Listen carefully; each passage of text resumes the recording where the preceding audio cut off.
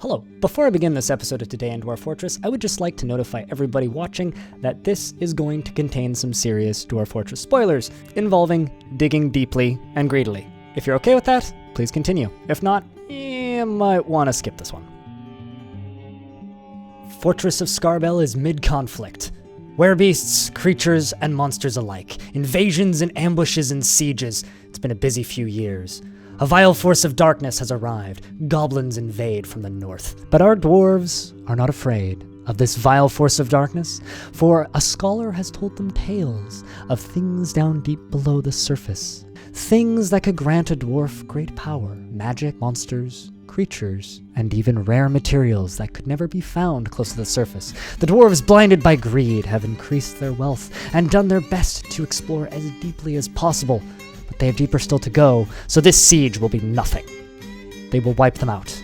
As the excavations continue shortly thereafter, after the corpses have been buried, and the lost ones remembered, the dwarves dug deeper and deeper. No forgotten beast would stand in their way, or they will just crush that bastard. Doesn't matter what kind of rotting flesh mucus he sprays on them, for these dwarves have found the great magma sea. It's a beautiful sight to see, even though that miner's gonna die immediately. And raw adamant praise the miners. Now dwarves, don't be lazy, let's dig over there as fast as possible. Now. Just dig right over top of the magma, nothing could possibly go wrong, and now we have it. Adamant. Glorious strands to be sewn into legendary armor. But we found something. Something dark. You have discovered an eerie cavern. The air above the dark stone floor is alive with voracious purple light, and dark, boiling clouds, seemingly bottomless glowing pits, mark the surface. Horrifying screams come from the darkness below. Truth be told, I wanted to have this up on Halloween, but that's it, we found Satan!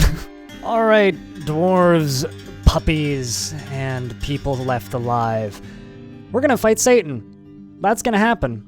Better grab your axes, because there's no turning back from this one. The scholars said it right.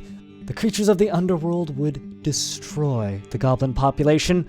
Unfortunately, they'll also destroy us along with it. So, hope you packed a spare change of underwear, dwarves, because this is going to be a long day. Up on the surface, birds from afar could see dwarves stumbling out of the fortress covered in their own mucus and blood. The dwarves had survived the first wave, but they had to reclaim the middle cavern layer. The squads prepared and braced the door.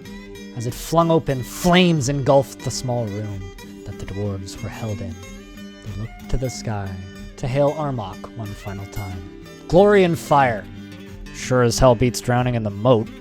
As another wave of demons floods into the dining hall, there was a dwarf who had a plan. Something they hadn't told to the rest. While the scholars still studied in the library, jotting down notes of the way the demons attacked, someone had an idea. What if a dwarf asked a simple question? How much pressure does the ocean have? And the answer? Well, see for yourself, I guess.